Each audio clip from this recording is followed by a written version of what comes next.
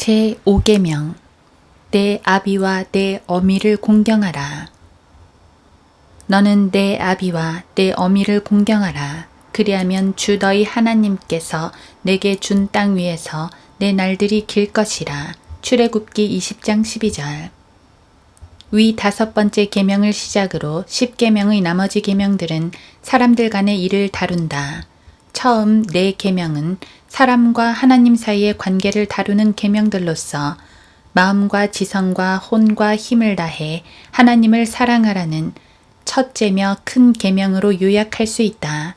마태복음 22장 37, 38절. 한편 나머지 6계명은 이웃을 자기 자신과 같이 사랑하라는 둘째 계명으로 요약된다. 마태복음 22장 39절, 로마서 13장 8에서 10절. 주 너희 하나님께서 내게 준 땅은 유대인에게 약속된 카나안 땅, 곧 오늘날의 팔레스타인 지역을 가리킨다. 신명기 4장 21절, 40절, 18장 9절, 25장 15, 19절, 28장 8절 등.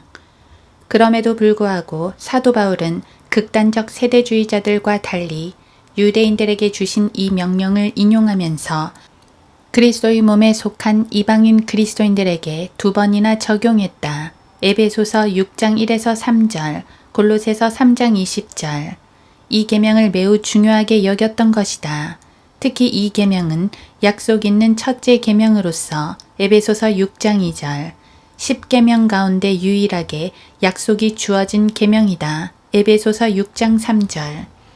바울은 이 계명을 따르는 것이 옳은 일로서 에베소서 6장 1절 주님을 기쁘시게 한다고 말했다. 골로새서 3장 20절. 물론 세상에는 존경받을 자격이 없는 부모들도 있다. 자녀들은커녕 개 한 마리조차 키울 자격이 없는 어른들도 있는 것이다.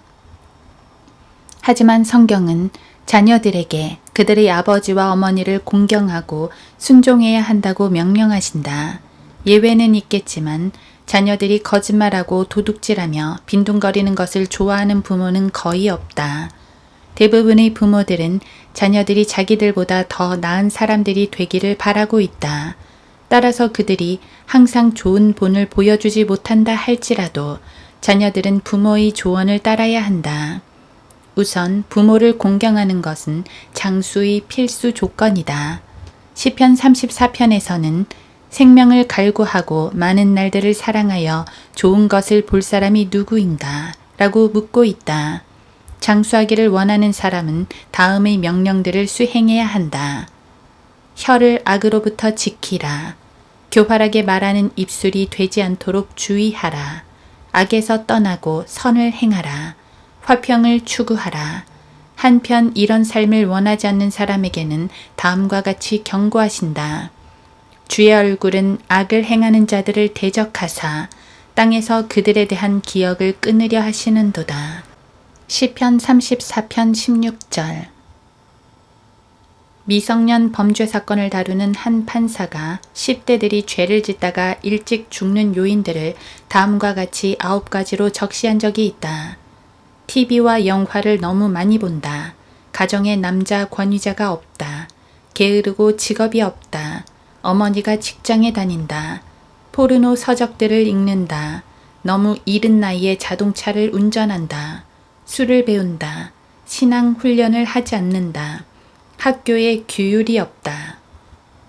5번째 계명은 너는 내 아비와 내 어미를 공경하라 라고 명령한다. 여기서 공경이란 무슨 뜻인가? 첫째, 부모님께 존경심을 보여드리는 것을 의미한다.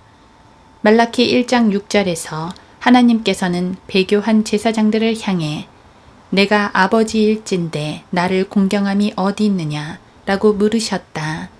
쉽게 말해 너희는 나를 아버지라고 부르면서도 도대체 왜 아버지를 향한 합당한 존경심을 보여주지 않는 것이냐 라고 물으신 것이다. 누군가를 존경하면 그 사람에게 순종하기 마련이다. 에베소서 6장 1절. 어머니가 자녀인 당신을 위해 무언가를 해주실 때마다 $1씩 드려야 한다면 어떻게 되겠는가? 어떤 사람을 고용하여 그로 하여금 당신의 방을 청소하게 하고 잠자리를 정리하며 빨래를 하고 식사를 준비하며 당신을 자동차로 학교에까지 데려다주고 방과 후에는 운동 연습하는 장소까지 데려다주게 한다고 했을 때 그 사람에게 돈을 얼마나 지불해야 하는지 아는가? 비용이 꽤나 많이 나올 것이다. 그럼에도 불구하고 아버지와 어머니를 공경하지 않을 것인가? 마땅히 부모를 향한 존경심을 가져야 하는 것이다. 둘째, 누군가를 공경한다는 것은 그에게 순종하는 것을 의미한다. 한 번은 리 로버트슨 목사가 어느 길모퉁이에서 한 소년이 그가 훈련시킨 애완견으로 하여금 정말 믿기 힘들 정도의 신기한 묘기들을 하게 하는 것을 본 적이 있다. 그 소년은 그곳에 모여든 군중들을 1시간 동안이나 즐겁게 해주었다. 쇼가 끝나자 어떤 사람이 소년에게 그 개를 팔라고 제안했다. 소년은 $100를 주신다 해도 이 개를 팔 수 없어요. 라고 대답했다. 그 이유를 묻자 이 개는 묘기를 끝내고 나면 항상 저를 쳐다보는데 존경심이 깃든 그 눈망울 속에서 나 잘했지? 라고 말하는 것을 읽을 수 있어요. 또한 꼬리를 흔들어 보여주는데 그 행동에는 이제 기쁘시죠? 라는 뜻이 담겨 있습니다. 그런데 이런 개를 어떻게 팔 수 있겠어요? 라고 대답했다. 셋째, 부모를 공경한다는 것은 훈계와 징계를 받아들인다는 의미도 된다. 아동 학대는 옳지 않지만 체벌은 훈육의 한 방법임에는 분명하다. 매를 들지 않는 자는 자기 자식을 미워하는 것이나 자식을 사랑하는 자는 알맞은 때에 징계하느니라. 잠언 13장 24절. 자녀라면 마땅히 부모의 훈계를 받아들여야 한다. 그렇지 않으면 어떻게 되는지 아는가? 미국 뉴욕에서는 강도 사건이 한 해에 8만 9천 건이 일어나는 반면 일본에서는 400건밖에 발생하지 않는다. 이렇게 큰 차이가 나는 이유는 무엇인가? 이는 일본인들이 조상에 대한 효와 존경심을 자주 강조하기 때문이다. 물론 과도하게 공경하는 경향이 없는 것은 아니다. 하나님보다 조상을 더 숭앙하는 그런 죄인들을 예수 그리스도께로 이겨오는 것은 무척 힘든 일이다. 누가복음 14장 26절. 그럼에도 불구하고 조상을 공경하는 것 자체가 범죄 건수에 있어서 확연한 차이를 만들고 있는 것이다. 넷째, 부모의 조언을 귀담아 듣는다는 뜻도 있다. 앞에서도 언급했지만 부모들이 항상 좋은 본을 보이는 것은 아니다. 그러나 부모의 조언들은 대부분 따를 만한 내용들이다. 시카고에서 10대들을 대상으로 한 설문조사에 따르면 10대들은 그녀의 부모들이 먼저 본을 보여야 교회에 나갈 수 있다고 응답했다고 한다. 옳은 말이다. 하지만 부모가 설령 교회에 다니지 않더라도 자녀에게 올바른 교회에 다녀야 한다라고 권면했다면 그것은 그 자체로도 매우 훌륭한 조언이 된다. 종종 부모들이 별 볼 일 없거나 심지어 나쁘게 보이는 조언을 할 때도 있다. 그러나 자녀들이 잘못되기를 바라는 부모는 거의 없다. 마피아들조차 그들의 자녀들만큼은 깽단에 발을 들여놓지 않기를 원하고 있다. 자녀들이 성장해서 존경받는 사람들, 곧 의사나 변호사 등과 같은 직업에 종사하는 사람들이 되기를 바라는 것이다. 나의 선친도 구원받지는 못했어도 내게 좋은 조언들을 주셨다. 예를 들면 낯선 사람의 자동차는 타지 말라든지 모르는 사람에게서 사탕이나 초콜릿 등을 받지 말라든지 그런 식의 좋은 조언들을 해주셨던 것이다. 한 번은 내가 함께 어울려 다니는 친구들을 데리고 뉴올리언스로 가서 보트를 타고 남미로 가려고 했을 때 아버지께서 찾아오셔서 이렇게 말씀하셨다. 피트야, 가령 네가 병사들을 데리고 자살 행위나 다름없는 임무를 수행해야 하는 상황에서 그 일을 반드시 하지 않아도 된다고 했을 때 너라면 어떻게 하겠니? 그럼에도 불구하고 그 임무를 맡겠니? 아버지께서는 미 육군 대령까지 지내셨던 분이기에 모든 것을 군대의 관점에서 생각하셨다. 아닙니다, 아버지. 아버지께서는 계속 말씀하셨다. 너와 함께 다니는 친구들은 네가 어디를 가든지 따를 거다.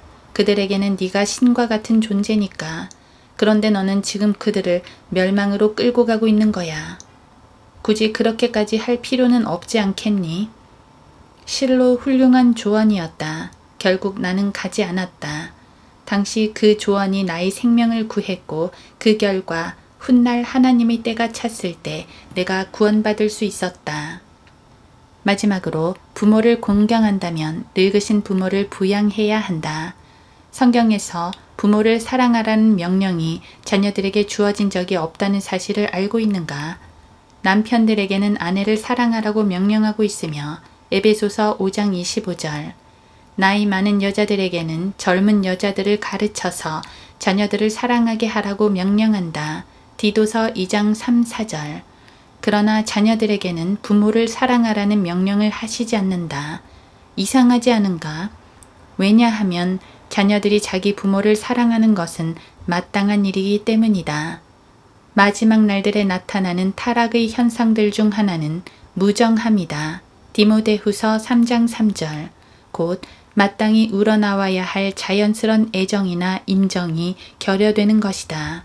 다시 말해 자녀들이 아버지와 어머니를 사랑하는 것은 매우 자연스런 감정이다. 물론 물리적으로나 의학적으로 부모를 보살피지 못하는 경우가 생길 수 있다. 하지만 노망이 들고 골치 아프게 한다고 해서 부모를 요양원에 내버려도 된다는 뜻은 아니다. 우리가 스스로를 돌보지 못했던 시절에 부모는 우리를 내버리지 않고 지극정성으로 돌봐주었다. 그렇다면 우리 역시 우리의 노쇠한 부모를 돌보아야 하는 것이 당연한 일 아니겠는가?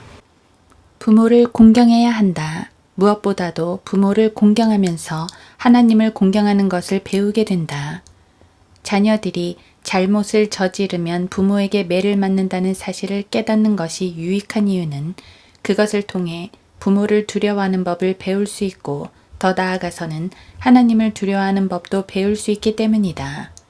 상대적으로 문제를 덜 일으키는 자녀들은 그것이 가져올 결과가 얼마나 두려운 일인지 잘 알고 있다. 예를 들어 아버지에게 매를 맞거나 외출을 정지당하거나 자동차 열쇠를 빼앗기는 것이 무척 싫은 것이다.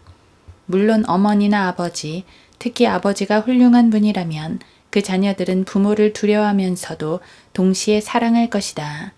하나님을 두려워하는 것도 그와 매 한 가지인데 곧 태양처럼 장렬하는 용광로를 만드실 수 있는 전능하신 분을 벌벌 떨면서 무서워해야 하는 것이다.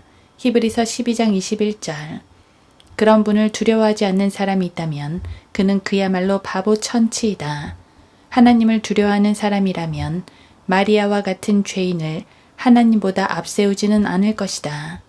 또한 하나님의 성호를 욕하는 데 사용하지도 않을 것이며 하나님께서 하지 말라고 경고하신 것을 감히 하지도 않을 것이다.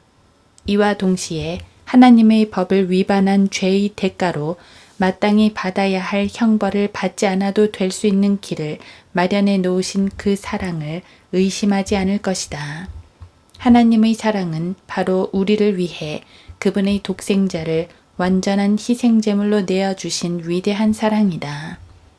인간은 누구나 두 개의 생일을 갖고 있어야 하는데 하나는 육신의 아버지가 낳아준 육신적인 생일이고 다른 하나는 하늘에 계신 아버지께서 낳아주신 영적인 생일이다. 요한복음 3장 5, 6절 그러나 누구든지 그를 영접한 사람들에게는 하나님의 아들들이 되는 권세를 주셨으니 즉 그의 이름을 믿는 사람들에게니라. 요한복음 1장 12절 하나님께서는 당신의 아버지이신가? 언제 당신의 아버지가 되셨는가? 만일 하나님께서 당신의 아버지가 아니시라면 지금 이 순간이 당신의 영적 생일이 될 수 있도록 예수 그리스도를 구주로 믿고 영접해야 한다. 말씀하시기를 기뻐 받아들여진 때에 내가 내 말을 들었고 구원의 날에 너를 도왔도다 하였으니 보라 지금이 기뻐 받아들여진 때요 보라 지금이 구원의 날이라. 고린도후서 6장 2절 수십 년 전 비가 내리는 어둑한 저녁 무렵 펜사콜라 어느 시내에서 일어났던 일이다. 나는 4, 5일간 면도도 하지 않고 셔츠 단추와 신발끈도 풀린 채로 거리를 배회하면서 미치광이처럼 돌아다니고 있었다. 당시 갖고 있지는 못했지만 분명히 필요했던 무언가를 찾아다니고 있었던 것이다. 그날은 주일 저녁이었고 비어있는 한 교회에 무단으로 들어가 기도의 제단에서 약 20분 동안 기도했는데 무슨 말을 해야 할지 몰라서 대충 이렇게 기도했다. 주님, 저는 지치고 녹초가 되었습니다. 사람들이 제게 총을 쏘고 욕하고 사기치고 속였습니다. 저 역시 거짓말하고 훔쳤으며 평생토록 사고만 치고 다녔습니다. 저는 춥고 옷도 젖었고 비참한 상태입니다. 집에 가고 싶습니다. 하지만 집이 어딘지도 모르겠습니다. 집을 가져본 적도 없습니다. 하나님께서 어디에 계신지 모르고 또한 그곳이 어딘지도 모르지만 제가 떠나온 곳으로 돌아가고 싶습니다. 제가 떠나온 본향이 어딘지도 모르지만 본향으로 돌아가고 싶습니다. 그렇게 20분 동안 기도하는 동안 아무도 들어오지 않았고 기도가 끝날 때쯤 교회 뒤쪽에서 찬양대가 만세 반석 열리니 라는 찬송을 연습하는 소리가 들렸다. 그 소리에 곧바로 일어나 구원의 확신도 얻지 못한 채 교회를 빠져나왔다. 그러나 하나님께서는 그 한심한 기도를 들어주셨고 그 다음날 슈파일 목사를 내가 일하고 있던 방송국으로 보내주셔서 나를 그리스도께로 인도하게 하셨다. 이제 나는 그 본향이 어디인지 알고 있다. 인생의 어두움이 더욱 짙게 엄습할지라도 나는 내가 어디로 가는지 알고 있으며 반드시 그곳에 갈 것이라는 사실도 알고 있다. 당신이 죽은 후에 어디로 가는지 모른다면 아버지 하나님을 공경하는 가운데 그분께서 인정하시는 유일한 구원의 길을 받아들여야 한다. 그분의 아들이신 주 예수 그리스도의 완성된 속죄를 믿어야 하는 것이다. 보라, 아버지께서 어떠한 사랑을 우리에게 주셔서 우리로 하나님의 아들들이라 불리게 하셨는가. 요한일서 3장 1절.